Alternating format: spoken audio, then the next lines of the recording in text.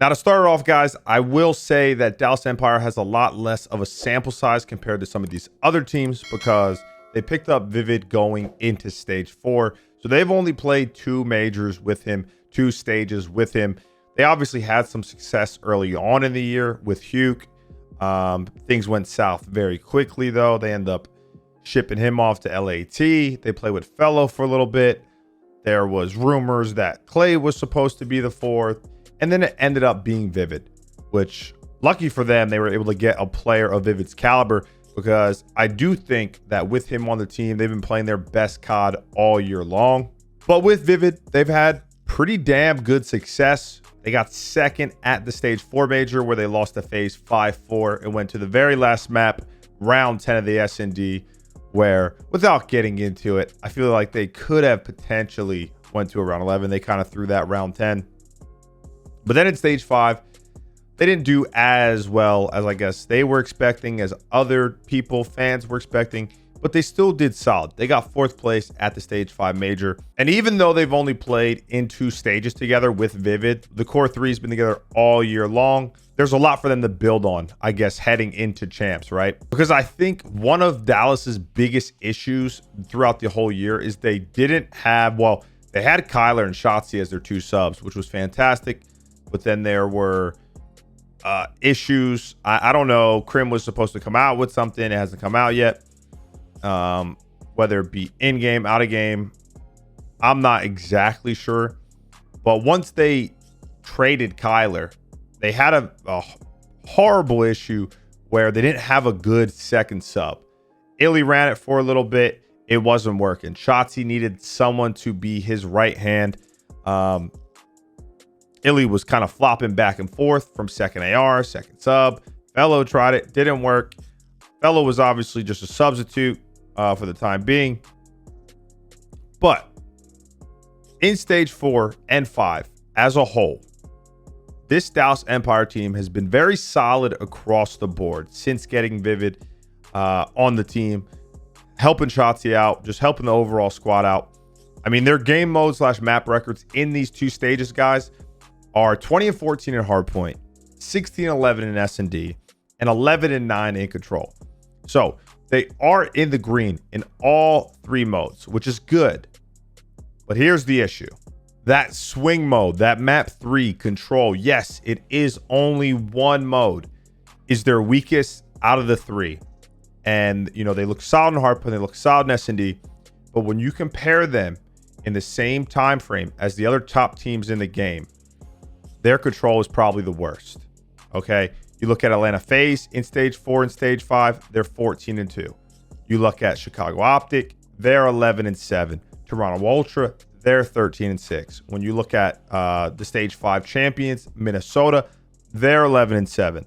Okay, and it is only one mode, but this is something that I think Dallas needs to improve on. I hope that they've been working on it. They've been studying their films, studying other team films, whatever they need to do to gain an edge in a lot of these series versus these top teams. And the reason is because while their hardpoint is good, sitting at 2016, well, 20 and 16 in stage 4 and stage 5, I want to get a little bit more specific when talking about Dallas and some of their issues, I guess, with their team right now. Sorry, Dallas is also 20-14, not 20-16.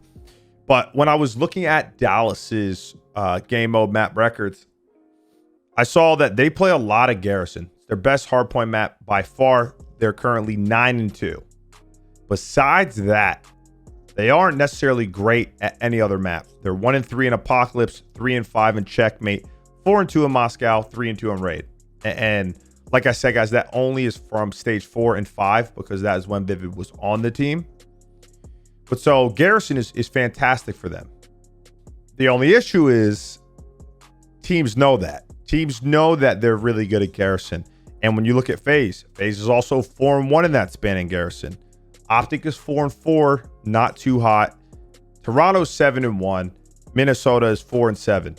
So when you look at those other teams, right? Because we're not just hoping Dallas has a good event. I'm talking what they need to do to win champs, right? To to really make that extra push. And so it's like when you go up against a team like FaZe or Toronto, they're just as good on that map.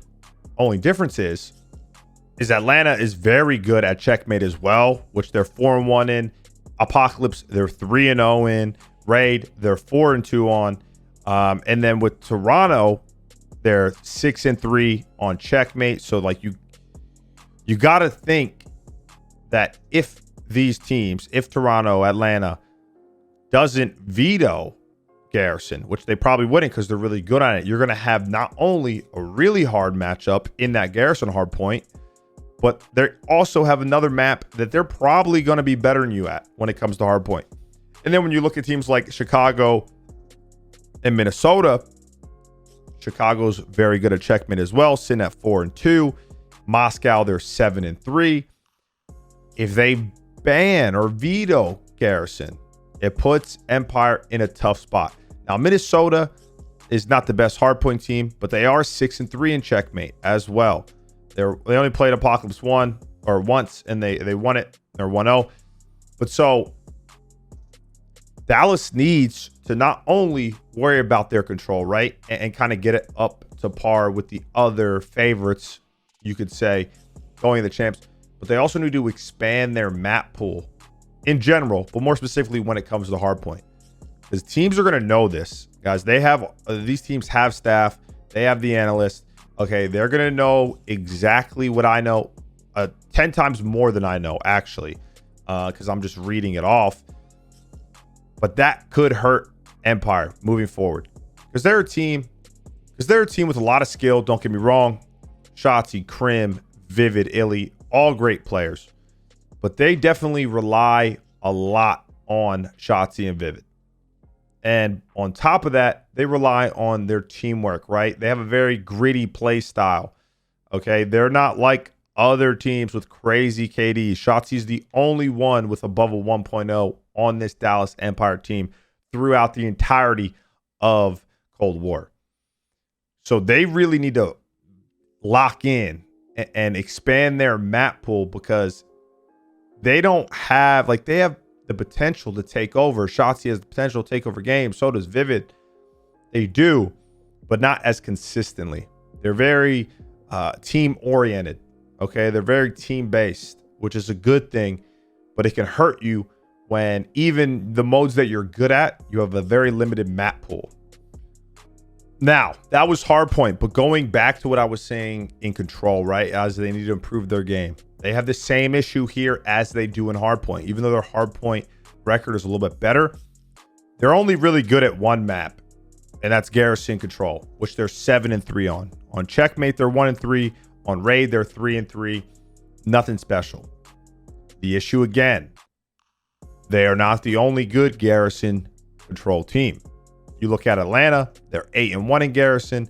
Chicago hasn't played a Garrison Control in stage 4 and 5. So that is definitely their auto veto. Okay, so if they end up playing Optic, they will not be playing Garrison Control unless something drastic changes from stage 4 and 5 into champs, which I guess it could. Toronto is 7-4 in control on Garrison, and Minnesota is 8-2 actually.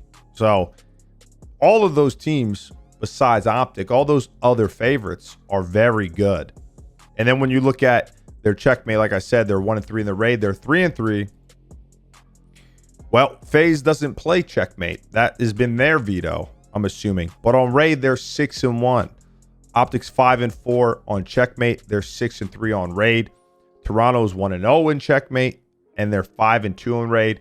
Minnesota is 0-2 in checkmate and 3-3 in Raid. But so they're going to have a very tough time with the majority of these teams, because it's either you go up against another very good Gary Control team, or they veto it, and now you got to play a map that you're not so hot on. That is what I am worried for. That's what I think Dallas Empire's biggest issues are. You know, you could pinpoint some players. You know, people said Krim didn't have a good stage 5, and I wouldn't argue that. But Krim had a great stage 4. Stage 5 and stage 4, he was solid. He could have been better, but he's the leader. He's the IGL. We all know what Crim does. But I don't just like pinning it on one person because, like I said, I think their problems, what could help them win champs, but could also hurt any chance that they would have, is their map pool being so small. Like, they need to expand on it. I would love to see them maybe improving their checkmate control, improving their checkmate hardpoint, maybe their apocalypse hardpoint, or get really good at Moscow or raid hardpoint, get it kind of to that level that Garrison's at, so they have that safety net. If you know what, they're going up against an Atlanta FaZe, they don't want to play Gary hardpoint because they know FaZe is really good at Gary hardpoint. Let's play them on this map that we've been practicing on, that we look good on, okay, that we can kind of steal a map off of. That is what their focus should be. I'm sure Rambo, Ray, and them, they already know that, and they're already trying to improve in those areas. But it makes you think. It makes you think that they could collapse because of such a small map pool that they have. And I know I just said that I don't really like to pinpoint any individual player. And this isn't me talking about him in a negative way, but I would also love to see Illy improve. He is a current world champion. He was on Empire last year. He was a huge reason for their success throughout the whole year, especially at COD Champs. And while he's been very solid, you know, he's had a very hard situation all year long. He swapped roles multiple times, you know, couldn't really get comfortable. He was behind when it came to like getting the reps in with one specific role. But I want to see him have a great champs. Okay, prove everyone wrong, which I think he already has, because Dallas has been a top team. They have been a top team all year long, besides their little stint with Fellow, which is understandable. But I really want him to get back to that SND phenom level, which is something I think he's been lacking on all of Cold War. Even in stage 5, when you look at it, they went 5-3 in SND, which is not bad by any means. That's pretty damn good. But he had a .88. Okay, Illy got picked up when he first did because he was an SND star. Okay, and Crim, they were going to teach him the ropes and respawn. He was going to be that guy in SND. In MW, he was very good. Cold War, it just hasn't been the same for him.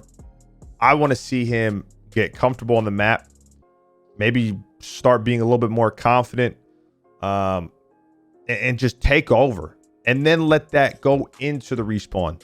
Be that guy. He's so talented. Like, whenever you watch Illy's POV, it's not like he doesn't shoot very straight. Sometimes he just seems to get caught off guard, or maybe doing too much for the team.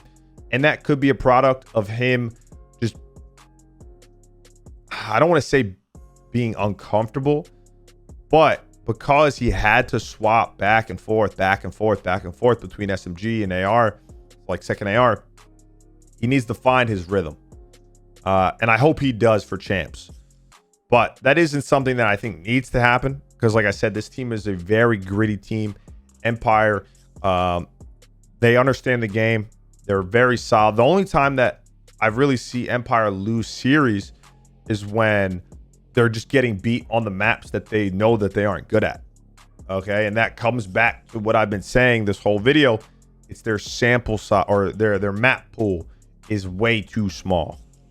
So that is the biggest make or break for me on both sides. I think if they can improve their map pool overall while also increasing their control, they're going to be in a good spot to win champs. They have the talent, they have the players, they have everything. It's just they need something to click. And it doesn't necessarily even have to be both, guys. It could be like, if you can improve your map pool in hardpoint or SND, or just give something, because you know how it is, man. Teams wait until champs and they put a Fugaze out. They do. They put a Fugaze out, and it could screw a team like Empire, because they don't have that. What is it? I got a not trick up my sleeve. It's like I got an ace in my, that doesn't sound right. Whatever. You know what I mean, though. They don't have that trap card.